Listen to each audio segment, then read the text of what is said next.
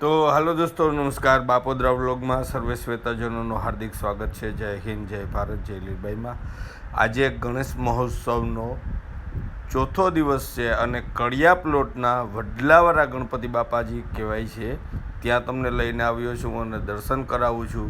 અને અહીંયા ભાઈ છે વિશાલભાઈ, તો આપણે એને મળશું અને જાણશું કે કેટલા વર્ષ ત્યાં અહીંયા ગણેશ મહોત્સવ મનાવે છે. અને એકદમ મોટી પ્રતિમા છે, મૂર્તિ છે ગણપતિ બાપાની, અને અહીંયા હળીમળી અને બધા હરખ ઉલ્લાસથી આ ગણેશ મહોત્સવ મનાવે છે. જુઓ તમે આ વિશાલભાઈ, અને જુઓ તમે ગણપતિ બાપા, અને એક નાની મૂર્તિ છે, પૂજા અર્ચના અને જ્યોત પ્રગટ્ય 24 કલાક ચાલુ જ હોય છે. અને જુઓ તમે, તો મળીએ વિશાલભાઈને આપણે.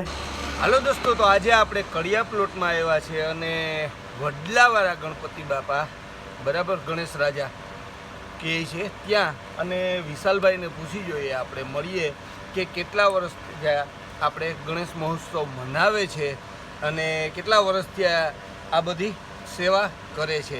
તો વિશાલભાઈ, કેટલાક વર્ષથી તમે આપણે ગણપતિ બાપાની સ્થાપના કરો છો અને ગણેશ મહોત્સવ મનાવો છો? 12-13 વર્ષ જેવું, બરાબર. અને કેટલા દિવસ તમે 5 દિવસ? તો આજે ચોથો દિવસ, બરાબર, કાલે વિસર્જન હશે, બરાબર. તો કેવો હરખ ઉલ્લાસથી અને કાલે દૂધ થશે, બરાબર, અને કાલે આપણે ગણપતિ બાપાનું વિસર્જન છે. અને ઘણાય મોસ્ટલી 7 દિવસ રાખે છે અને ઘણાય 5 દિવસ પર રાખે છે. તો એના માટે મતલબ કે તમે અહીંથી આખો એરિયો કેટલો હોય આમ વિસર્જનમાં? બરાબર.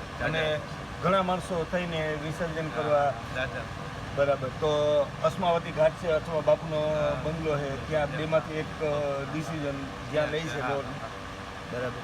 તો આપણે જે રીતના મળ્યા તે રીતના વિશાલભાઈ કે વડલાવાળા ગણપતિ બાપા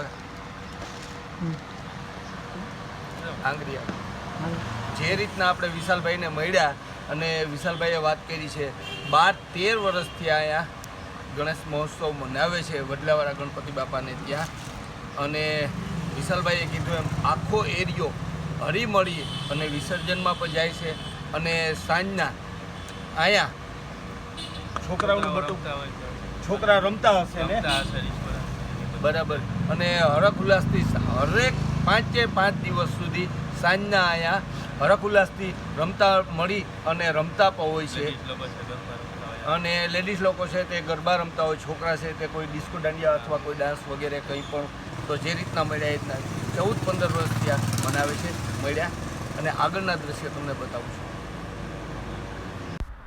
તો જે રીતના આપણે ભાઈને મળ્યા એ રીતના હજી હું તમને આગળના દ્રશ્ય બતાવીશ. અને બીજા બ્લોકમાં આપણે મળશું. કાલે વિસર્જનનું છે તે પણ આપણે શૂટ કરશું અને એ પણ તમારા સમક્ષ હું પહોંચાડીશ. અને અમારા એરિયામાં કેટલી જગ્યાએ ગણપતિ છે તે પણ તમને બતાવીશ. તો જય હિન્દ, જય ભારત, જય લીલબાઈ.